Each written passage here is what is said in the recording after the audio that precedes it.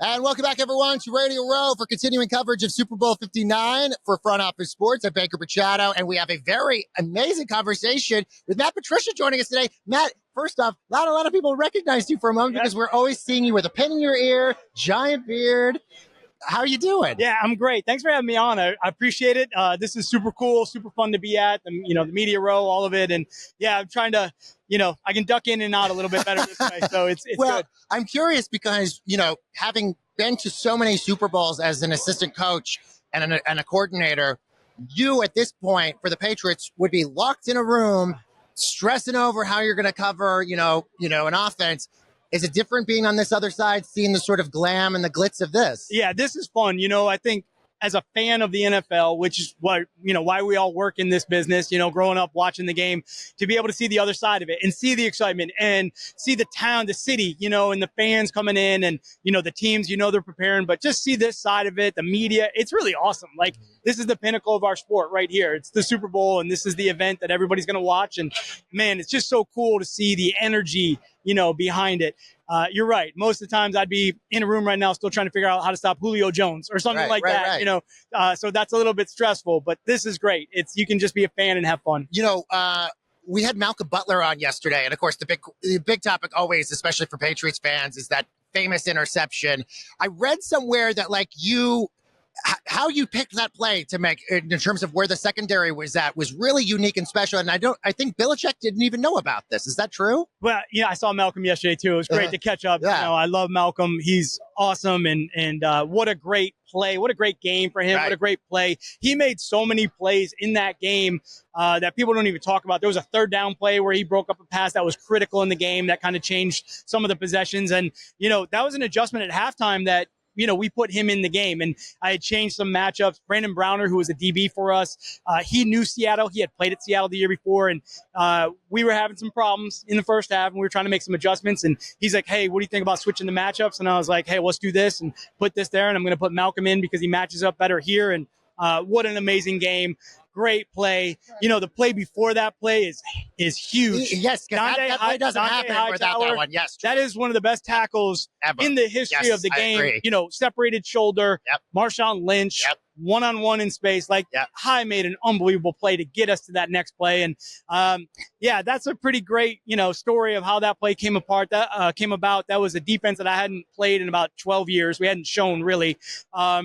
And we knew that, we knew that would catch them a little bit. They would think it was some bigger personnel and try to throw the ball. And, they did. And we had a great play. I'm curious your thoughts on Belichick going to UNC. I mean, now, and he says this in his press conference, now these are just training beds now for the NFL. They're now run like NFL organizations. How do you think he's going to do in Chapel Hill? Yeah, I think, look, how exciting is this for college football? I know. That, it is cool. It is really cool. Amazing, right? I mean, I'm a Boulder guy. Dion is I never would have thought that would happen. Yeah, the greatest football coach of all time is going to go to college football now. Yeah. This is amazing. And, for the University of North Carolina to have this, for the players to be coached, by Coach Belichick, and really, he will prepare them for the next level better than anybody else that can do that. He's going to know the fundamentals and the techniques, and he's going to teach them the game. And that was my biggest transition when I was at Syracuse University, and I went from Syracuse to the pros and learned from Bill the mental approach and the detail and the expertise in situational football. I was like, okay, we're in a doctorate program right now. This is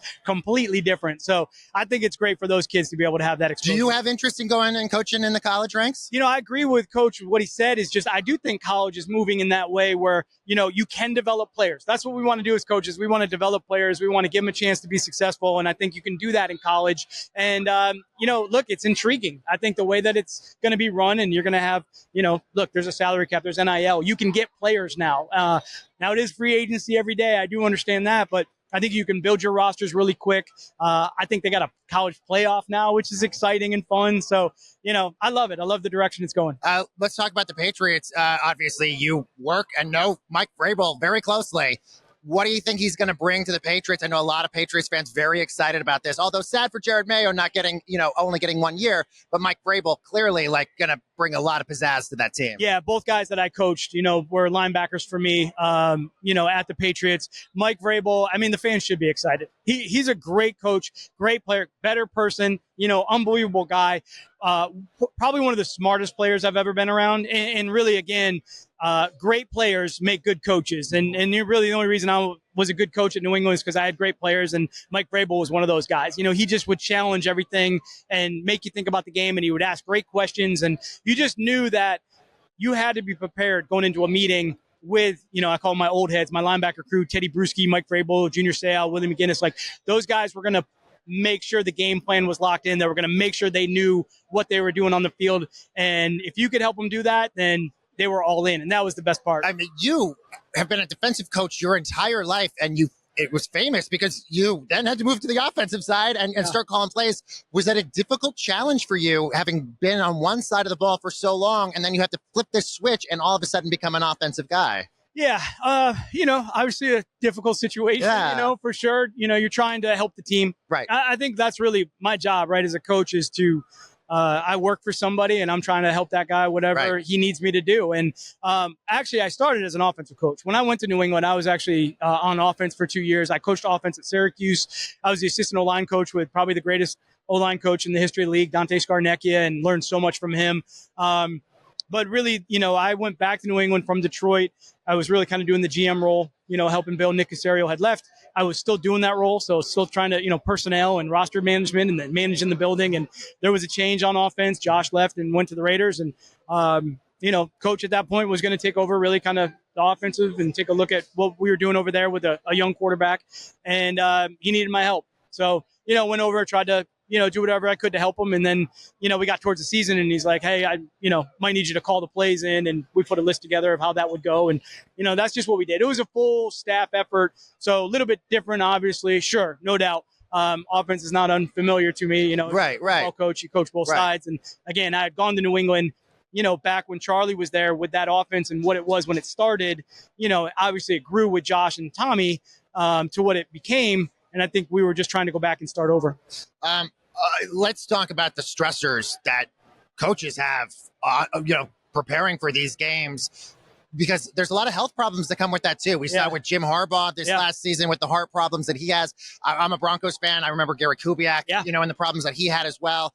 I interviewed Brian Billick yesterday, and he told me that all jobs are stressful, not to take away from other people's jobs that they're doing, but coaching specifically in the NFL can kill you. Yeah. You look healthy. You look like you're well rested. Yeah. But talk to us a little bit about the stressors that go into this job, and it's really difficult. I really appreciate that question. I really do, because it is. It's the amount of pressure that you're put under, and that's fine. That's what we sign up for. Right.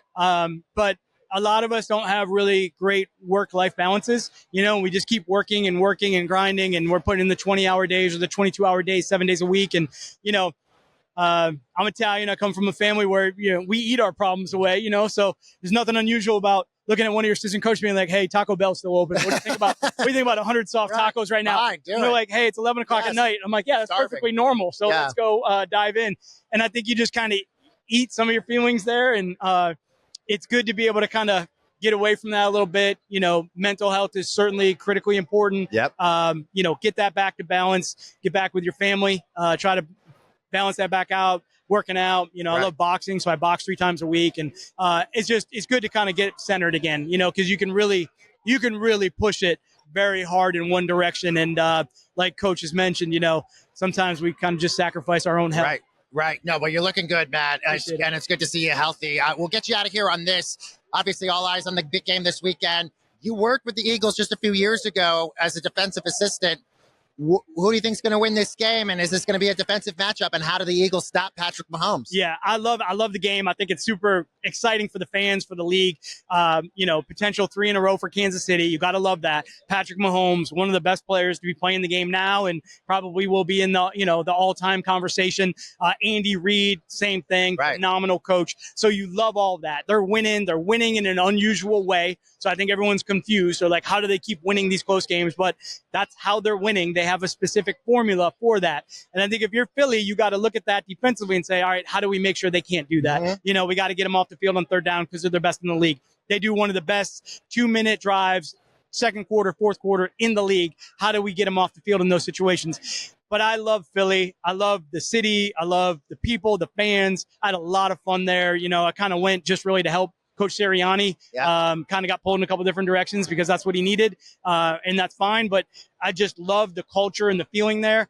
And the other thing I'll say is this, two teams right now, Philly being one, there was one other team that had the number 1 overall defense and the leading rusher in the NFL, and that was the 92 Cowboys. And they won the Super Bowl. Yes, they did. So I think that's Philly's that was formula. Jimmy Johnson's team, wasn't it? I think that's Philly's formula.